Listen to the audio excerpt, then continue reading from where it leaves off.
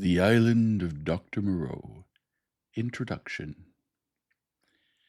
On February the 1st, 1887, the Lady Vane was lost by collision with a derelict when upon the latitude 1 degree south and longitude 107 degrees west. On January the 5th, 1888, that is, 11 months and 4 days after, my uncle, Edward Prendick, a private gentleman, who certainly went aboard the Lady Vane at Callao, and who had been considered drowned, was picked up in latitude 5 degrees 3 minutes south and longitude 101 degrees west, in a small open boat of which the name was illegible, but which is supposed to have belonged to the missing schooner Ipecacuanha. He gave such a strange account of himself that he was supposed demented. Subsequently, he alleged that his mind was a blank from the moment of his escape from the Lady Vane. His case was discussed among psychologists at the time as a curious instance of the lapse of memory consequent upon physical and mental stress. The following narrative was found among his papers by the undersigned, his nephew and heir, but unaccompanied by any definite request for publication. The only island known to exist in the region in which my uncle was picked up is Noble's Isle, a small volcanic islet and uninhabited. It was visited in 1891 by HMS Scorpion. A party of sailors then landed, but found nothing living thereon except certain curious white moths, some hogs and rabbits, and some rather peculiar rats, so that this narrative is without confirmation in its most essential particular. With that understood, there seems no harm in putting this strange story before the public in accordance, as I believe, with my uncle's intentions. There is at least this much in its behalf. My uncle passed out of human knowledge about latitude 5 degrees south and longitude 105 degrees east, and reappeared in the same part of the ocean after a space of 11 months. In some way he must have lived during the interval, and it seems that a schooner called the Ipecacuanha, with a drunken captain, John Davies, did start from Africa with a puma and certain other animals aboard in January 1887, that the vessel was well known at several ports in the South Pacific, and that it finally disappeared from those seas, with a considerable amount of copra aboard, sailing to its unknown fate from Bena in December 1887, a date that tallies entirely with my uncle's story. Charles Edward Prendick. Chapter 1. In the Dinghy of the Lady Vane. I do not propose to add anything to what has already been written concerning the lost Lady Vane. As everyone knows, she collided with a derelict when 10 days out from Callao.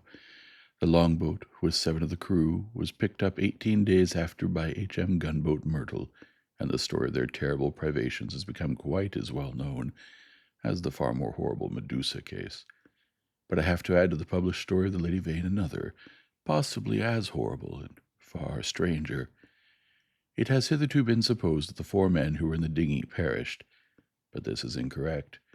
I have the best of evidence for this assertion. I was one of the 4 men. But in the first place, I must state that there never were 4 men in the dinghy. The number was 3. Constance, who was seen by the captain to jump into the gig, Daily News, March 17, 1887, luckily for us and unluckily for himself, did not reach us. He came down out of the tangle of ropes under the stays of the smashed bowsprit. Some small rope caught his heel as he let go, and he hung for a moment head downward, and then fell and struck a block or spar floating in the water. We pulled towards him, but he never came up. I say lucky for us he did not reach us, and I might almost say luckily for himself, for we had only a small breaker of water and some sodden ship's biscuits with us. So sudden had been the alarm, so unprepared the ship for any disaster. We thought the people on the launch would be better provisioned, though it seems they were not, and we tried to hail them. They could not have heard us, and the next morning when the drizzle cleared, which was not until past midday, we could see nothing of them. We could not stand up to look about us because of the pitching of the boat. The 2 other men who had escaped so far with me were a man named Helmar, a passenger like myself, and a seaman whose name I don't know, a short, sturdy man with a stammer. We drifted, famishing, and after our water had come to an end, tormented by an intolerable thirst, for 8 days altogether. After the second day, the sea subsided slowly to a glassy calm. It is quite impossible for the ordinary reader to imagine those 8 days. He has not, luckily for himself, anything in his memory to imagine with. After the first day, we said little to one another, and lay in our places in the boat and stared at the horizon, or watched, with eyes that grew larger and more haggard every day, the misery and weakness gaining upon our companions. The sun became pitiless. The water ended on the fourth day, and we were already thinking strange things and saying them with our eyes. But it was, I think, the sixth before Helmar gave voice to the thing we had all been thinking. I remember our voices were dry and thin, so we bent towards one another and spared our words. I stood out against it with all my might, was rather for scuttling the boat and perishing together among the sharks that followed us. But when Helmar said that if his proposal was accepted we should have drink, the sailor came round to him. I would not draw lots, however, and in the night the sailor whispered to Helmar again and again, and I sat in the bows with my clasp knife in my hand, though I doubt if I had the stuff in me to fight. And in the morning I agreed to Helmar's proposal, and we handed halfpence to find the odd man. The lot fell upon the sailor, but he was the strongest of us and would not abide by it, and attacked Helmar with his hands. They grappled together and almost stood up. I crawled along the boat to them, intending to help Helmar by grasping the sailor's leg, but the sailor stumbled with the swaying of the boat, and the two fell upon the gunwale and rolled overboard together. They sank like stones. I remember laughing at that, and wondering why I laughed. The laugh caught me suddenly like a thing from without. I lay across one of the thwarts for I know not how long, thinking that if I had the strength I would drink sea-water and madden myself to die quickly. And even as I lay there I saw, with no more interest than it had been a picture, a sail come up towards me over the skyline. My mind must have been wandering, and yet I remember all that happened quite distinctly. I remember how my head swayed with the seas, and the horizon with the sail above it danced up and down. But I also remember as distinctly that I had a persuasion that I was dead, and that I was thought what a jest it was that they should come too late by such a little amount to catch me in my body. For an endless period, as it seemed to me, I lay with my head on the thwart watching the schooner. She was a little ship, schooner rigged fore and aft, come up out of the sea. She kept tacking to and fro in a widening compass, for she was sailing dead into the wind. It never entered my head to attempt to attract attention, and I do not remember anything distinctly after the sight of her side until I found myself in a little cabin aft. There's a dim half-memory of being lifted up to the gangway, and of a big round countenance covered with freckles and surrounded with red hair staring at me over the bulwarks. I also had a disconnected impression of a dark face, with extraordinary eyes close to mine. But that, I thought, was a nightmare, until I met it again. I fancy I recollect some stuff being poured in between my teeth, and that is all. Chapter 2. The Man Who Was Going Nowhere. The cabin in which I found myself was small and rather untidy. A youngish man with flaxen hair, a bristly straw-colored mustache, and a dropping nether lip was sitting and holding my wrist.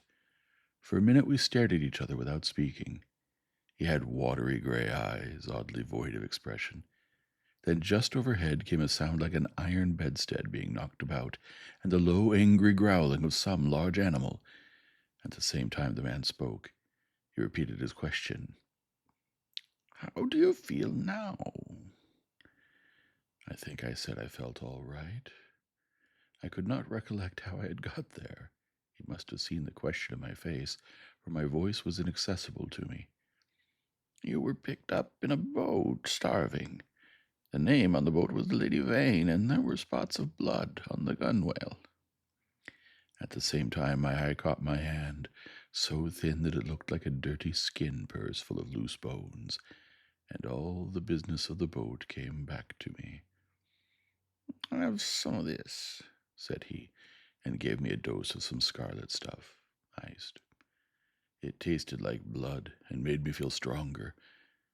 "You were in luck," said he, "to get picked up by a ship with a medical man aboard. He spoke with a slobbering articulation, with the ghost of a lisp. "What ship is this?"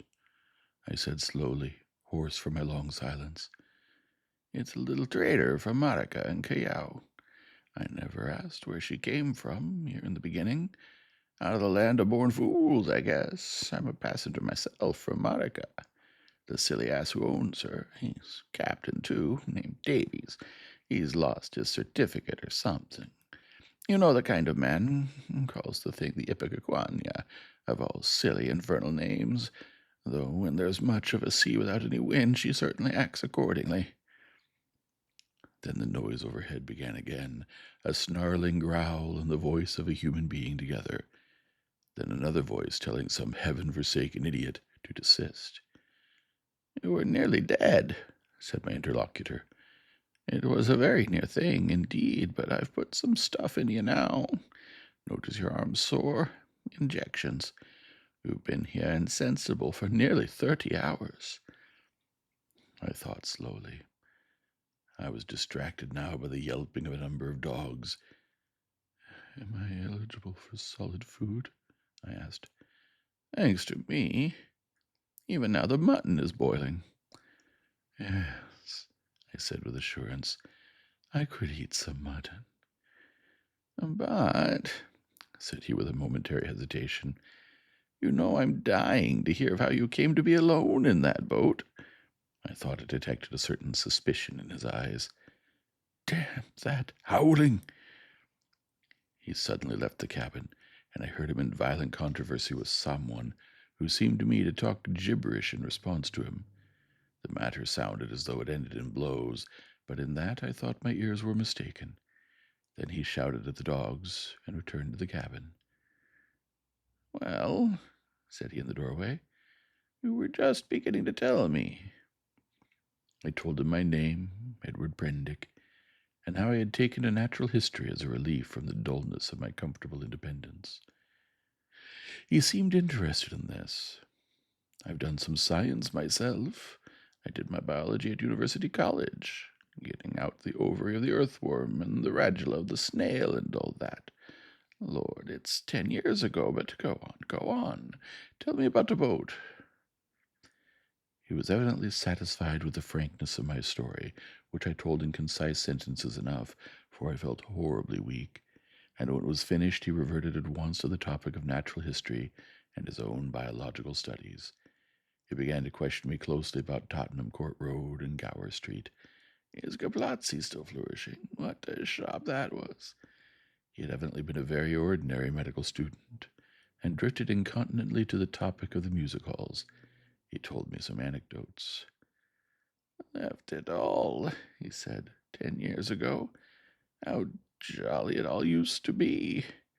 But I made a young ass of myself, played myself out before I was 21. I dare say it's all different now, but I must look up that ass of a cook and see what he's done to your mutton." The growling overhead was renewed so suddenly and with so much savage anger that it startled me. "What's that?" I called after him, but the door had closed. He came back again with the boiled mutton, and I was so excited by the appetizing smell of it that I forgot the noise of the beast forthwith. After a day of alternate sleep and feeding, I was so far recovered as to be able to get from my bunk to the scuttle and see the green seas trying to keep pace with us. I judged the schooner was running before the wind. Montgomery, that was the name of the flaxen hair man, came in again as I stood there, and I asked him for some clothes. He lent me some duck things of his own, for those I had worn on the boat had been thrown overboard. They were rather loose for me, for he was a large and long in his limbs man. He told me casually that the captain was 3 parts drunk in his own cabin. As I assumed the clothes, I began asking him some questions about the destination of the ship. He said the ship was bound to Hawaii, but that it had to land him first. "Where?" said I. "It's an island where I live. So far as I know, it hasn't got a name." He stared at me with his nether lip dropping, and looked so wilfully stupid of a sudden that it came into my head that he desired to avoid my questions. I had the discretion to ask no more.